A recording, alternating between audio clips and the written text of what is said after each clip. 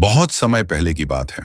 उत्तर के पर्वतीय क्षेत्र में एक सुंदर और शांत राज्य था, हिमगिरी, जहां राजा विक्रम सिंह राज्य करते थे। राजा का हृदय विशाल था, परंतु वे अक्सर सोचते कि क्या वास्तव में उनकी प्रजा सुखी है या केवल डर और शाही तंत्र के दबाव में चुप है। राजा के जीवन में वैभव और सत्ता तो थी, लेकिन एक खालीपन भी था। कभी कभी वे सोचते कि राजा होने के नाते क्या वह सही मायनों में अपनी प्रजा के दुख दर्द को समझ पा रहे हैं। इसी राज्य के एक छोटे से गांव शांतिपुर में एक वृद्ध महिला गोमती देवी अपने छोटे से कच्चे घर में अकेली रहती थी।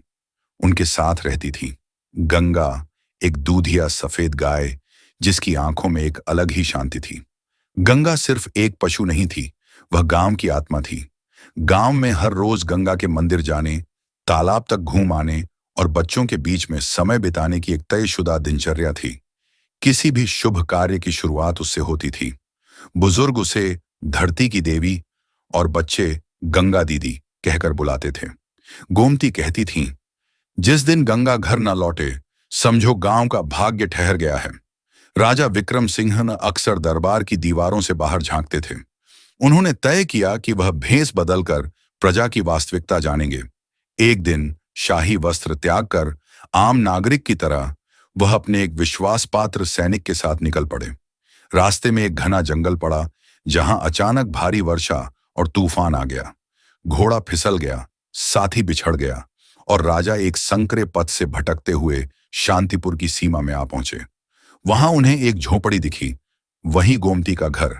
गोमती देवी ने राजा को पहचान नहीं पाई। बिना सवाल किए उन्होंने उसे अंदर बुलाया, सूखे कपड़े दिए, हल्का भोजन कराया और फिर वह दृश्य आया जिसने राजा को अंदर तक हिला दिया।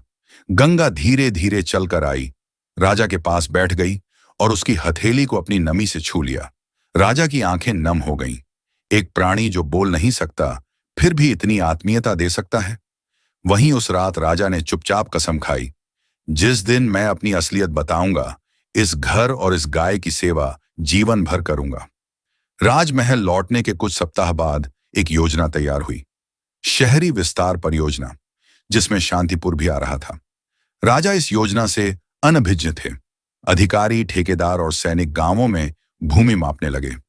लोगों को डर लगने लगा कि कहीं उनके खेत, रास्ते और तालाब न छिन जाएं।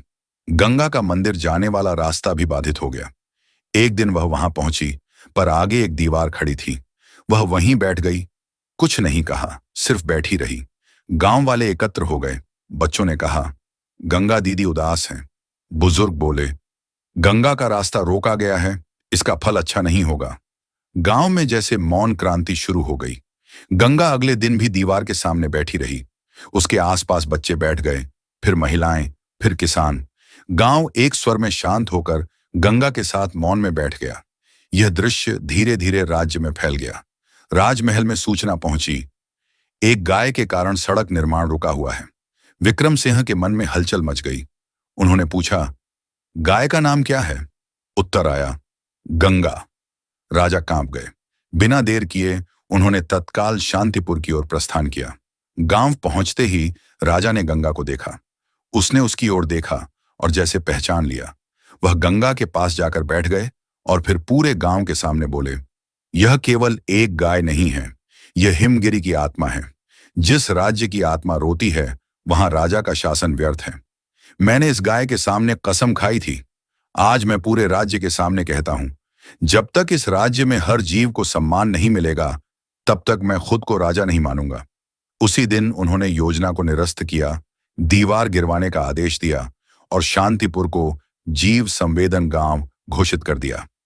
राजा विक्रम सिंह ने एक ऐतिहासिक कानून पारित किया, प्राणी अधिकार अधिनियम, जिसके अनुसार राज्य में किसी भी जीव, चाहे वह पशु हो, पक्षी हो या पेड़, को नुकसान पहुंचाना दंडनीय अपराध बना। गांव गांव में गंगा पथ, गौ सेवा केंद्र और संवेदना पाठशालाएं खोली गईं, जहां बच्चों को करुणा और प्रकृति के प्रति सम्मान सिखाया जाता था। गंगा अब एक राजकीय प्रतीक बन गई थी। हर साल उसकी सेवा के लिए उत्सव मनाया जाता और गोमती देवी को मातृगौरव सम्मान प्रदान किया गया। राजा ने अपने महल के एक कक्ष में गंगा की एक बड़ी तस्वीर लगवाई। उसके नीचे लिखा था, राजा वह नहीं जो ताज पहने, राजा वह जो हर प्राणी की पीड़ा को अपना माने। और यह हिमगिरी का आदर्श बन गया। सीख, सत्ता और वैभव से बड़ा है संवेदनशीलता और करुणा। एक साधारण सी गाय ने वह कर दिखाया जो बड़ी बड़ी सेनाएं नहीं कर पाईं। एक राजा का हृदय बदल दिया।